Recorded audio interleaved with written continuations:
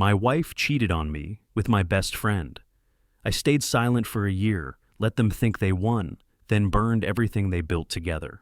I've always been the quiet one, not the brooding, mysterious type women fall for in movies, just quiet. The kind of guy who listens more than he talks, who forgets to buy flowers but remembers the exact way you take your coffee. I'm the one who folds your laundry the way you like, but probably won't say I love you every night. Not because I don't feel it, but because once I love someone, it's just there, in everything I do. Jenna used to say that's what she loved about me, that I made her feel safe, that I was the calm to her chaos. We met during our final year of college, and she was magnetic, bright, loud, always the center of attention. And somehow, for a while, she chose me. I thought that was enough. After graduation, we moved in together, got married within a year. I got a job in a consulting firm and worked my way up slowly. Jenna bounced around between roles, trying to find something that didn't kill her spirit. I supported her through every transition, paid off her credit card debt, gave her space to explore, said yes when she asked for time, said nothing when that time turned into distance. But I didn't see it then. I just thought, this is what love looks like, right? You work hard, you sacrifice, you stay when it's inconvenient, when it's quiet, when it's not exciting. You don't leave when they pull away, you lean in. So I leaned in, hard. I took over the bills, the errands, the mental load. I learned how to cook the meals she liked because she was too drained after work. I bought the skincare she mentioned once in passing. I handled the taxes, the broken faucet, the groceries. I planned her birthday dinner with her friends even when I hated being in crowded restaurants. And for a while, I thought things were fine. Not perfect, but steady. Marriage isn't a movie. You can't expect fireworks every day. That's what I told myself the night she came home late from team drinks and smelled like someone else's cologne. I asked if she had fun. She nodded. I smiled. She went to shower. I didn't say anything. The next morning, she kissed my cheek like nothing happened. I made her coffee. No sugar, extra oat milk. Just the way she liked it. And that moment stayed with me longer than it should have. I started noticing things after that, not all at once. It was more like tiny drops filling a glass you didn't know was already half full. She started locking her phone. Nothing dramatic, just a new passcode and turning it over when we watched TV. She laughed at texts she didn't let me see, said she was just tired more often, said she was stressed about work when I asked why she didn't want to be touched. I believed her, because I wanted to, because the alternative felt like pulling a thread that might unravel everything. Then came Marcus, my best friend since high school. The kind of guy everyone likes instantly. Charismatic, loud, smooth. We'd been through everything together. Bad breakups, road trips, graduation, even the best man speech at my wedding. He knew Jenna before I did, actually. They clicked in a way that made me nervous at first. But he always said, "You're the lucky one, man. She's wild, but you're what she needs." I held on to that. When Jenna was looking for a new job, Marcus said he might have an opening at the startup he was consulting for. I vouched for her. He vouched for her. She got in. At first, I was happy for her. She had direction again. Something to focus on. Something that wasn't me. But soon, she started talking about Marcus a lot. Marcus says the CEO's a nightmare. Marcus nailed the pitch this morning. He was so smooth. Marcus got everyone coffee today. Can you believe that? It wasn't just what she said, it was how she said it. The softness in her voice. The laugh. The way her eyes lit up. It wasn't the first time I felt invisible, but it was the first time I realized I might not be imagining it. I brushed it off, told myself I was being insecure, paranoid. Marcus was my friend, Jenna was my wife. They'd never... Still, I started pulling back, not out of bitterness, out of self-preservation. I stopped asking how her day was. She didn't notice. I stopped staying up to wait for her. She didn't ask why. I started working longer hours, coming home later, leaving earlier. She never mentioned it. We lived like roommates, shared space, shared schedules, but nothing else. And maybe that's when I started grieving. Not for her, not for our marriage, but for the version of myself that thought love was about giving until there was nothing left to give. That guy, he was fading fast. And I think the moment he truly died was the night Jenna left her phone unlocked on the kitchen counter, and a message popped up from Marcus that simply read, "You looked incredible today. Still thinking about you." She walked in, saw me holding her phone, paused, then smiled. "That wasn't meant for you," she said, and walked away. I didn't say anything the night I saw the message. I just placed the phone back on the counter, walked upstairs, and got into bed. She followed a few minutes later, still scrolling like nothing had happened. Maybe she thought I wouldn't dare confront her, or maybe she thought I'd forgive her before I even got mad. She wasn't wrong, not because I was weak, but because I'd already stopped fighting for someone who wouldn't even look back to see I was bleeding. The next morning, she asked if I wanted anything from the store. I said no. She smiled, kissed my forehead, and walked out the door. That's when something inside me shifted. It wasn't rage, it wasn't heartbreak, it was silence. A calm so terrifying it felt like standing in the eye of a storm, watching everything around you collapse, and realizing you're not even reaching for cover. So I started planning. Not revenge, not drama, just clarity. I began documenting. Notebooks, voice memos, calendar logs. I noted down every excuse, every change in tone, every time she said she was working late, but her GPS said otherwise. I created folders, labeled emails, screen-recorded cloud backups. I wasn't looking to catch her. I already had. I just wanted the truth in full, not for her, for me, for closure. For when this ended, and I knew it would, I didn't want to doubt myself again. Marcus kept coming around, always a little too confident, always with inside jokes I wasn't part of. "You had to be there," Jenna would laugh. I was there. I just wasn't seen. I played the part, smiled, asked about their projects, acted impressed when Marcus spoke about their latest pitch like he'd written it alone. They didn't realize I had access to the project dashboard. I'd seen the revision history. I knew Jenna had done most of the work. She never gave herself credit. He never offered it. They deserved each other. The part that stung the most? She stopped looking at me when she lied. She used to at least hesitate. Her voice used to shake a little when she stretched the truth. Now she lied with such ease it sounded like routine, like brushing her teeth or closing a window. That's how I knew this wasn't a mistake. It was a choice. And I was the one who kept choosing to stay. Not anymore. I didn't confront her. I didn't scream. I didn't cry. I didn't go looking for Marcus with my fists clenched. That's what they probably expected. That's what would have made them feel justified. Like I was the crazy one, the overly emotional husband who couldn't handle the truth.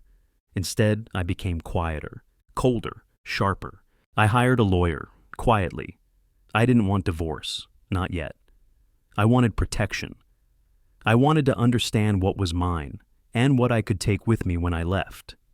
I began separating finances, redirecting my paycheck into a new private account, discreet, legal, invisible.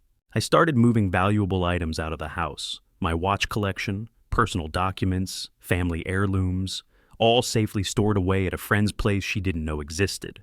I backed up everything from our shared devices, and then I stopped syncing them. The thing about being underestimated is that it gives you time. Time to build walls, time to collect truths, time to prepare for the day when you no longer have to ask anyone for permission to leave. One night, she came home late, again. Her hair was damp, not from rain. She slipped into bed beside me and whispered, "I missed you." I didn't respond. She pressed closer and said, "Do you still love me?" I waited a moment, then said, "You first." She was silent. I think that's the first time she realized I wasn't the same man anymore. The man who brought her breakfast in bed. The man who memorized her coffee order. The man who folded her sweaters with the sleeves tucked just right. The man who stayed when she stopped saying, "I love you" back. That man was gone. By the time she suggested Marcus should help me with some of the business stuff, I knew she believed the man she married was gone. And she was right, but not in the way she thought. She thought I was letting go, that I was withdrawing, fading into the background, making room for someone better suited to her new life. In reality, I was handing them the rope, and waiting. It started small. Jenna asked if she could help manage the household budget, just to take pressure off me. I said yes, gave her access to an old budgeting tool I hadn't used in years. It was filled with outdated numbers and dummy accounts I set up when we were planning to invest in property.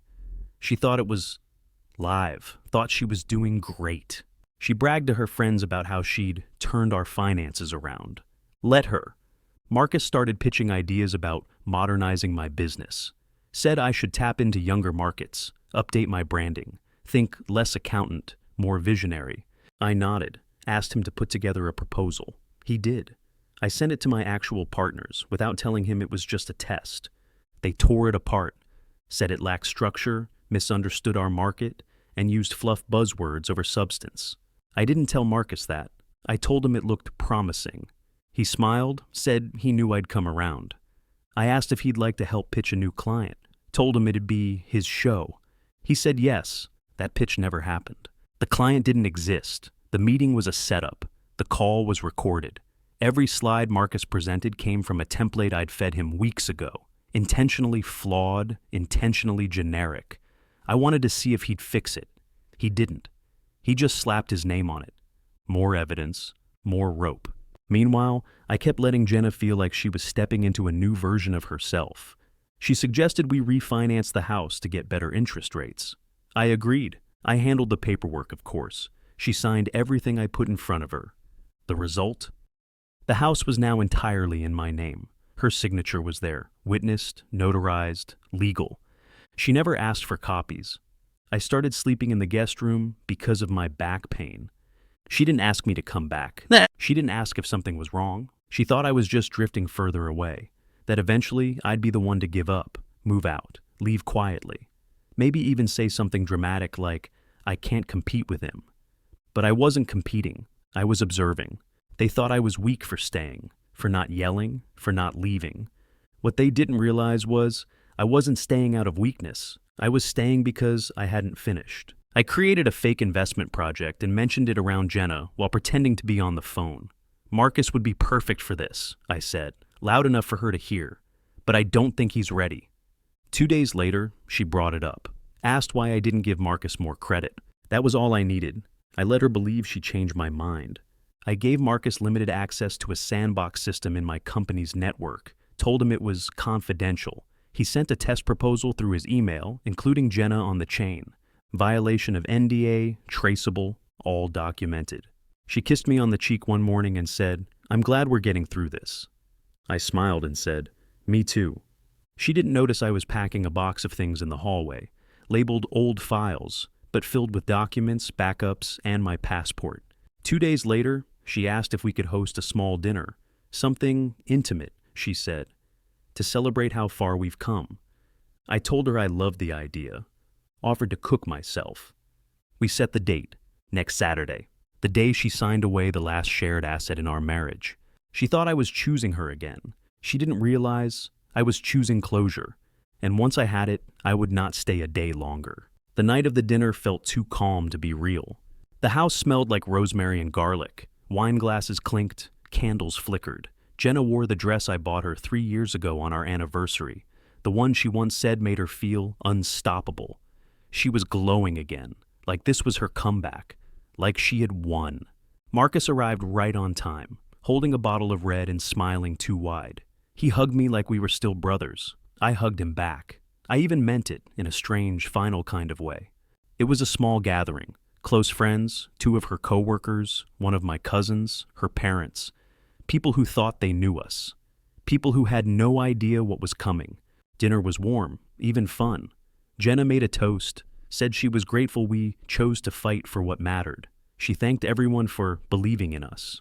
Everyone clapped. Marcus gave me a nod like, look at what we pulled off. I smiled back. Then I stood.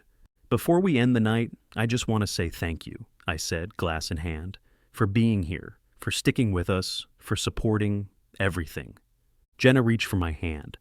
And since this night is about honesty, I thought it'd be good to share a little something I've been working on. I pointed to the TV behind me, hit play. The room fell silent. It started like a typical slideshow. Photos of our wedding, vacations, birthdays, smiling faces. Then came the overlays, calendar entries, GPS logs, hotel receipts, voice clips, a screen recording of Marcus forwarding documents he had no right to touch, text messages between them, the one where she said, he's clueless. I could sleep in his bed and he still wouldn't see it. Gasps. Someone dropped a fork. My cousin cursed under his breath. Jenna froze. Marcus went pale. The last slide was just text. You thought I was blind. I was just waiting for the lights to go out. I set down my glass. No yelling, no accusations, no theatrics. I just turned to them and said, Thank you both for making this easier than it should have been. Then I walked out. My bags were already in the car. My lawyer had the divorce filing ready. The house title, in my name, the joint accounts, closed. The project Marcus thought he was leading. Disbanded, reported, and tied up in enough legal knots to ruin his professional name for a decade. They didn't even have time to react. By the next morning, every door they thought they'd unlocked had closed. Jenna called once, left a voicemail. It was a mistake. We were confused. I thought you didn't care anymore. I didn't respond. 3 months passed. She tried to fight the divorce, said I had trapped her, claimed I manipulated her, but all the paperwork said otherwise. Every document she signed, every transfer she approved, every choice she made. There was nothing left to argue. I left her the dining set, the one she loved, the one we never used. The house went up for sale 2 weeks later. She couldn't afford the payments. Marcus? Last I heard, he moved back with his sister. His startup cut ties. His name became a cautionary tale in our industry. I didn't need to destroy them. They were the architects of their own collapse. I just stepped aside when the foundation cracked. Now I live in a quiet apartment across the city. No marble countertops, no walk-in closet. But the silence here is different. It doesn't ache, it breathes. People ask me if I'm okay. I say yes, because I am. Because forgiveness isn't always about giving someone another chance. Sometimes it's just about giving yourself permission to walk away from the wreckage without picking up the pieces. I forgave them, not because they deserved it, but because I did.